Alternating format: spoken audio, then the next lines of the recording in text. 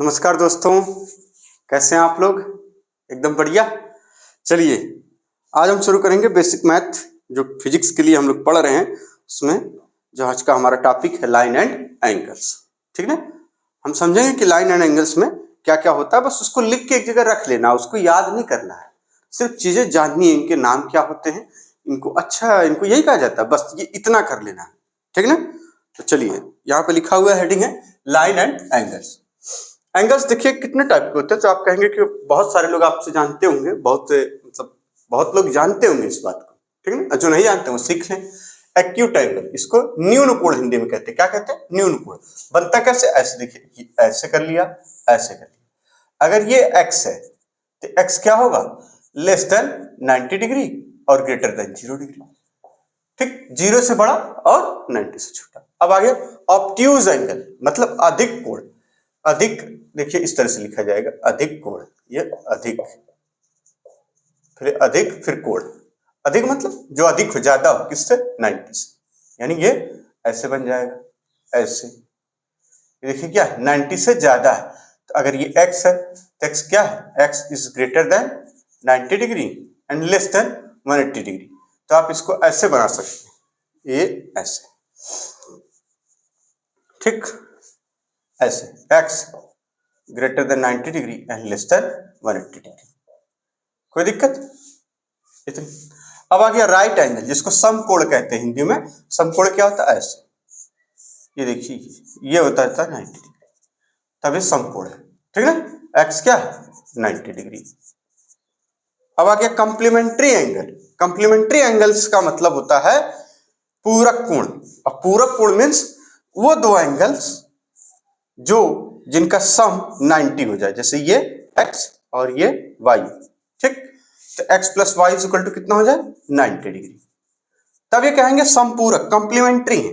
x और y क्या है? कंप्लीमेंट्री। अब आ जाइए सप्लीमेंट्री एंगल। सप्लीमेंट्री पर तो समपूरक कोण जो एक लाइन पर बनेंगे, और ये देखिए ये इनका सम, ये x है और ये y, ये क्या हो जाएगा? x plus y is equal to जिनका सम 180 डिग्री हो जाएगा। बात समझ में आ गई? बिल्कुल याद नहीं करना, इसको बस केवल लिख के रख लेना। ठीक ना? अब आ जाइए एडजेसेंट एंगल। ये अगल बगल वाले एंगल को एडजेसेंट एंगल बोलते हैं। ये है ना, आप कहीं बना लीजिए, चाहे जो भी बना लीजिए, x है और ये y है। ये जरूरी नहीं है कि x y जो है 90 ही हो, आप कम ज्यादा भी ले लीजिए ऐसे।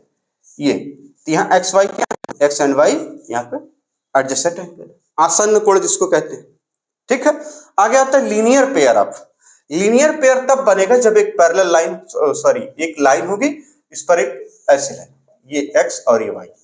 ठीक, वही x एंड y क्या है? Linear pair. ठीक, और इनका सम अगर पूछा जाए कितना होगा, कहेंगे 180 ही होगा, इसलिए लीनियर पेयर है ये। बात समझ में आ गई? ये क्या है? Linear pair. आगे चलते हैं, इस तरीके से एक एंगल आएगा वर्टिकली अपोजिट एंगल, जिसको हम शीर्षाभिमुख कोण कहते हैं। क्या कहते हैं? शीर्षाभिमुख कोण। ठीक, शीर्षाभिमुख कोण का मतलब जिनके शीर्ष, जिनके अभिमुख शीर्ष बराबर हो, है ना? यानी ये देखिए, इसमें ये वाला और ये वाला, ये क्या है? Vertically opposite. वर्टिकली अपोजिट है, जिनका शीर्ष आपस में क्या हो, मतलब एक दूसरे से अपोजिट हो, है ना? तो शीर्षाभिमुख कोण ये वाला और ये वाला, इसको अगर नाम देना चाहे x, इसको x डैश, ये y, ये y डैश। इसका मतलब इसमें हमेशा x is equal to x dash रहेगा और y is equal to y dash रहेगा। नोट कर लीजिए इसको, इसमें ज्यादा टाइम नहीं लगाना है। ठीक है, ये रही बात एंगल्स की। अब आगे चलते हैं, पैरेलल लाइंस पढ़ लेते हैं। पैरेलल लाइंस एंड ट्रांसवर्सल, इसको तुरंत नोट करिए।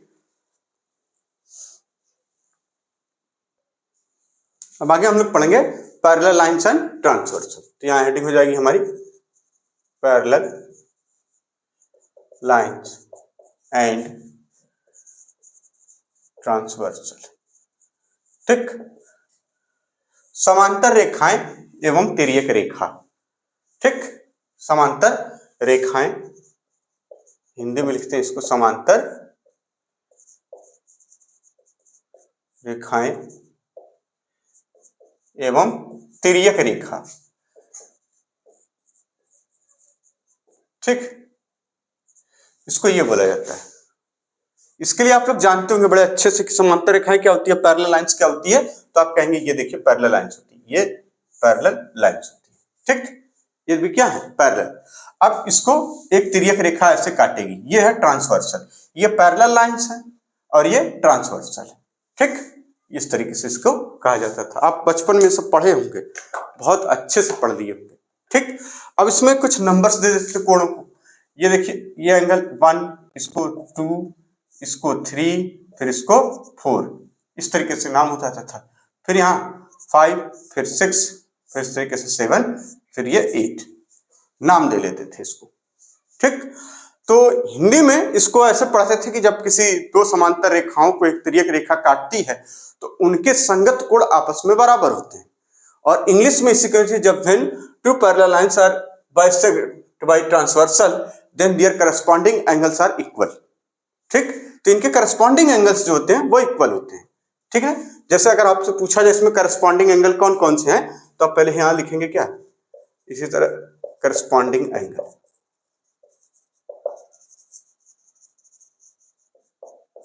ठीक, करस्पॉन्डिंग एंगल कौन कौन से, तो देखिए ये करस्पॉन्डिंग है, ये करस्पॉन्डिंग है।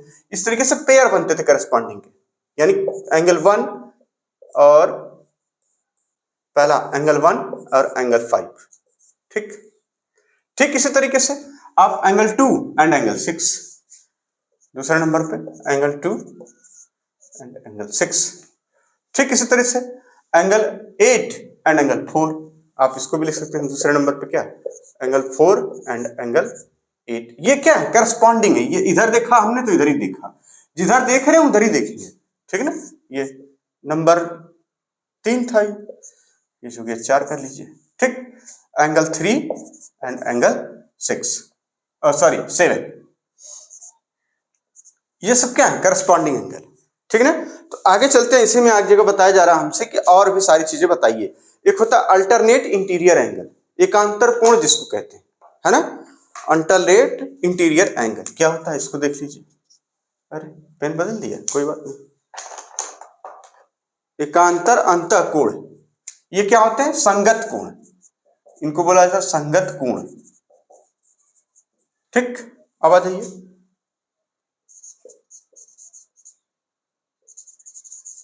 अल्टरनेट इंटीरियर एंगल,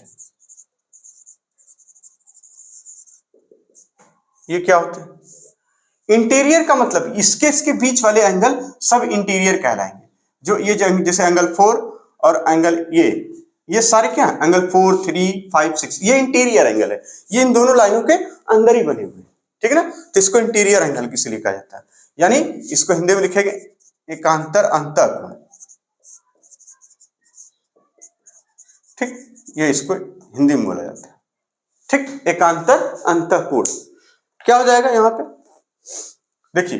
तो अब कौन कौन से कोण बताएंगे, अल्टरनेट कोण, जैसे एंगल 4 आप अगर ऐसे सीखेंगे तो angle 3 is equal to angle 5, angle 4 is equal to angle 6, एकदम इसी तरीके से करना होता है। यानी ये देखिए एंगल 3 हमने लिखा किसके बराबर हो जाएगा, इज इक्वल टू एंगल ये 5। ठीक, बात समझ में आ गई। दूसरा इसी तरह से पेयर क्या मिला आपको, अंतर, ये वाला एंगल 3 हो गया, एंगल 5 ये, एंगल 4 और एंगल 6। देखिए ना, ये देखिए एकदम ये इसके बराबर, ये इसके बराबर होंगे, तो क्या हो जाएगा, ये angle 4 is equal to angle 6। बात समझ में आ गई। इसी तरह से अल्टरनेट एक्सटीरियर, अब ये वाले जो एंगल बचे वो अल्टरनेट एक्सटीरियर कहलाएंगे, तो इसको लिख लीजिए alternate exterior angle.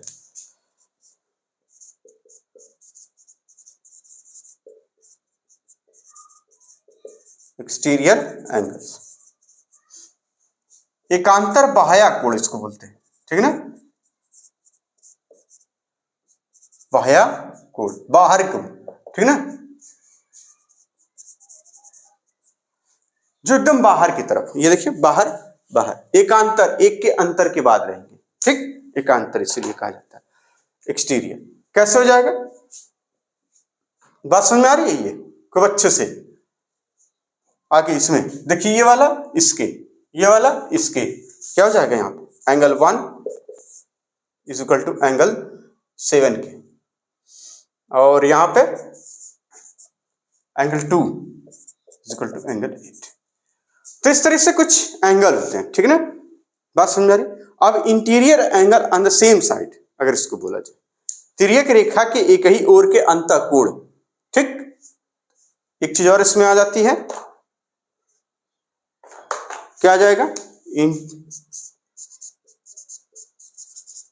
Interior angle, ठीक, on the same of the transversal of the same side of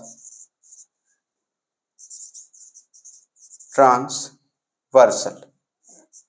transversal means होता है तिर्यक रेखा, ठीक है ना, ये रेखा इसको तिर्यक रेखा कहते हैं। अब ये क्या है, कह रहा है इंटीरियर एंगल, ठीक, इंटीरियर एंगल या एक्सटीरियर एंगल भी कह सकते हैं। इंटीरियर एंड एक्सटीरियर आप दोनों डाल सकते हैं तो बाद में यही मिल जाएगा, ठीक है ना। जैसे क्या है, सेम साइड के, सेम साइड में आपको एंगल, तो जैसे सेम साइड एंगल क्या हो जाएगा, ये देखिए एंगल 2 और एंगल 6, ठीक। तो interior angle of the same side of the transversal, ठीक। तो यहां पे क्या होगा, यहां पे इंटीरियर की जगह आप कुछ और लिख सकते हैं, इंटीरियर शब्द नहीं, angles of the same sides of transversal. तो इसमें जब ये लिखेंगे तो सारी चीजें एक साथ हो जाएंगी, ये ऐसे, कैसे, ये ज्यादा सही रहेगा इंटीरियर की बजाय ये, ठीक। Angles of the same side of transversal, इसमें क्या आएगा, कहेंगे देखिए जब से ये साइड है, ये और एक ये आपस में बराबर, एक एक्सटीरियर और एक इंटीरियर, ठीक। तो यहाँ क्या हो जाएगा, एंगल नंबर 1 पे angle 2 is equal to angle 6। Number second, ये वाला देख रहे हैं, ये वाला, ये इसके बराबर तो है ही है, लेकिन इसके बराबर भी हो जाएगा। यानी अगर इस तरह से यहां देखा हो तो यहां देखना हो तो क्या कहेंगे, angle 1 is equal to angle 5, देखिए angle 1 is equal to angle 5, ठीक। इसी तरह से angle 4 is equal to angle 8, angle 3 is equal to angle 6। Number तीसरा हो जाएगा एंगल 3, तो कहेंगे एंगल 7। सेम साइड में लेना है, सेम साइड मतलब एक ही ओर रहेंगे। जब एंगल 2 पढ़ा तो एंगल 6 पढ़ा, जब एंगल 3 पढ़ा तो एंगल 7 पढ़िए, ठीक। तब ये हो जाएगा एक तरफ के, तो यहाँ एंगल 7 हो जाएगा, ठीक। इसी तरह से 4 नंबर पे आप क्या पढ़ रहे हैं, angle 4 is equal to angle 8, ठीक है, angle 4 is equal to angle 8, ये आप पढ़ ले रहे हैं। तो ये कुछ लाइंस ये ट्रांसवर्सल के बारे में होती है। तो कई बार फिजिक्स में हम सॉल्व करते समय कुछ ऐसी लाइंस बनती है तो हमको कहा जाता है ये एंगल बराबर है, ये सारे बराबर होते हैं। आप देख के ही बता देंगे वर्टिकली अपोजिट एंगल है तो ये बराबर होंगे, ये इसके बराबर, ये इसके बराबर, ये इसके बराबर, ये इसके बराबर, ये आपस में सॉरी ये और ये बराबर होंगे, ये और ये बराबर होंगे क्योंकि अल्टरनेट एंगल है, ये और ये बराबर होंगे, ये बराबर होंगे, ये सारे आपस में क्या होते हैं, इसी तरह के संगत कोण बराबर होते हैं, करस्पॉन्डिंग एंगल्स आपस में बराबर होते हैं। इस चीज को नोट कर लीजिए, ठीक। ये कुछ नाम है, सिर्फ आपको लिख के या याद इसे सुन के इसको रख लेने हैं, मतलब इसको इसमें ऐसा नहीं है कि इससे फिजिक्स लगे, ये नाम कहीं कहीं पर एंगल आएगा तो आपको कम से कम वो टर्म्स याद आए, वो चीजें पता हो कि हाँ ये चीज को ऐसे कहा जाता था, ठीक है ना। तो मिलते हैं हम लोग नेक्स्ट लेक्चर में ट्रायंगल के साथ, पूरा ट्रायंगल एक बार में पढ़ेंगे उसको हम लोग, कांग्रुएंसी और उसकी सिमिलैरिटी, ठीक है ना। चलिए मिलते हैं, तब तक के लिए धन्यवाद। देखिए ये वो चीज हम भूल रहे थे कि धन्यवाद बोलना भी होता है ना। और खूब मेहनत से फिजिक्स के लिए तैयार हो जाइए एकदम, और जो बच्चे पढ़ रहे होंगे फिजिक्स उनके लिए और आसान हो जाएगा क्योंकि बहुत सारी बेसिक मैथ हमने बता रखी है उनको, ठीक। मिलते हैं तब तक।